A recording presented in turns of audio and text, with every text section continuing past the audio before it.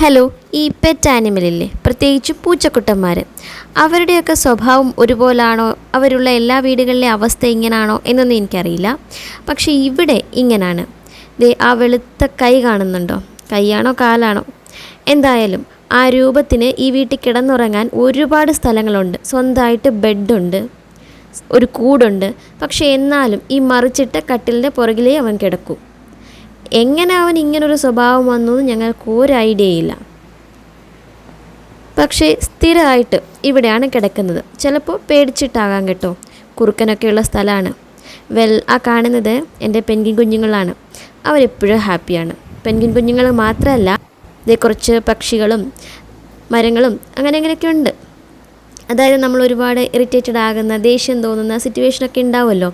അപ്പോൾ വരച്ചു കൂട്ടുന്ന കലാപരിപാടികളാണ് ഇതൊക്കെ. എന്തായാലും ആ മറഞ്ഞു കിടക്കുന്ന ജീവി എന്താണെന്ന് നോക്കാം. അത് വേറെ ആരുമല്ല, ടുട്ടു. ആ കിടപ്പ് കണ്ടോ, എന്തൊരു പാവാ. പക്ഷേ ഈ കാണുന്ന പോലെ ഒന്നും അല്ല കേട്ടോ.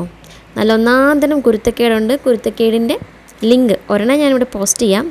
പിന്നെ ഇനി ഒരുപാട് പോസ്റ്റ് ചെയ്യാനുണ്ട്. അതെല്ലാം വഴിയെ പോസ്റ്റ് ചെയ്യാം. കാണാൻ ചാനൽ സബ്സ്ക്രൈബ് ചെയ്യണം. പിന്നെ മുടങ്ങാതെ കാണണം. ഇനി രാത്രി മുഴുവൻ ഇവനിവിടെ ഉറങ്ങിക്കിടക്കുകയാണ് എന്ന് വിചാരിക്കരുത് കേട്ടോ. ഒരുറക്കം കഴിഞ്ഞാൽ ഏതാണ്ട് 2 മണിക്കൂറോ 3 മണിക്കൂറോ അത് കഴിയുമ്പോൾ പാതിരാത്രി പിന്നെ ഈ വീട് ഭരിക്കുന്നത് ഈ സാധനമാണ്.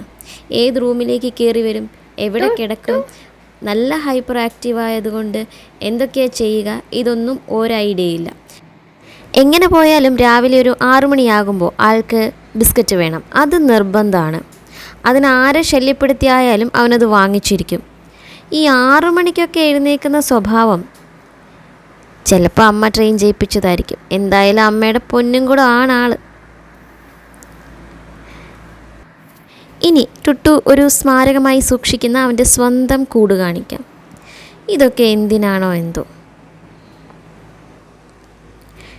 കൂടുണ്ട്, ലിറ്റർ ബോക്സ് ഉണ്ട്. അതിൻ്റെ ഒന്നും ഒരു ആവശ്യം അവനില്ല. വിശാലമായ പറമ്പുള്ളപ്പോൾ എന്തിനാണ് 4 ഇഞ്ച് നീളമുള്ള ലിറ്റർ ബോക്സ് എന്നാണ് അവൻ്റെ ചോദ്യം.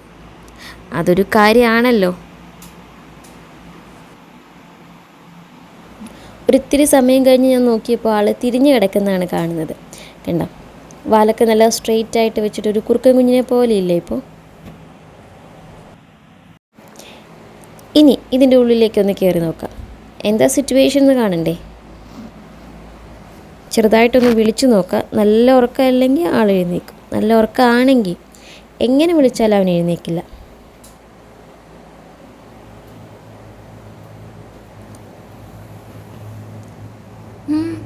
ഒച്ച വെക്കുന്നേ ചെറുതായി ഒന്ന് വിളിച്ചതേ ഉള്ളൂ. ആൾ എഴുന്നേറ്റ് കാണുമായിരുന്നോ? ടുട്ടു ടുട്ടുവേ, ഇതെന്താ എൻ്റെ ബെഡൊക്കെ കിടക്കുന്നേ?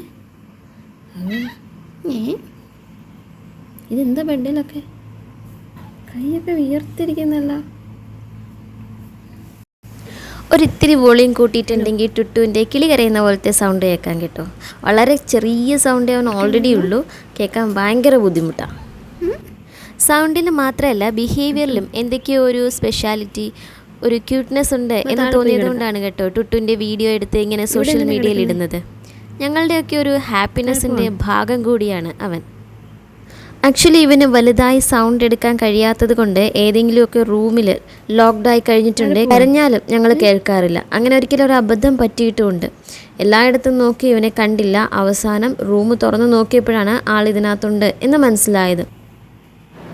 എന്തായാലും ആൾ ഇന്ന് ഇത്തിരി ടയർഡാണ്. അതുകൊണ്ടാണ് ഇങ്ങനെ ഒരു ഉറക്കക്ഷീണം.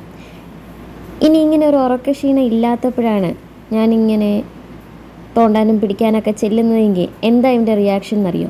ഇതിപ്പോൾ കാണിച്ചു തരാം. ഇത് വേറൊരു സിറ്റുവേഷനിൽ എടുത്ത വീഡിയോ ആണ്.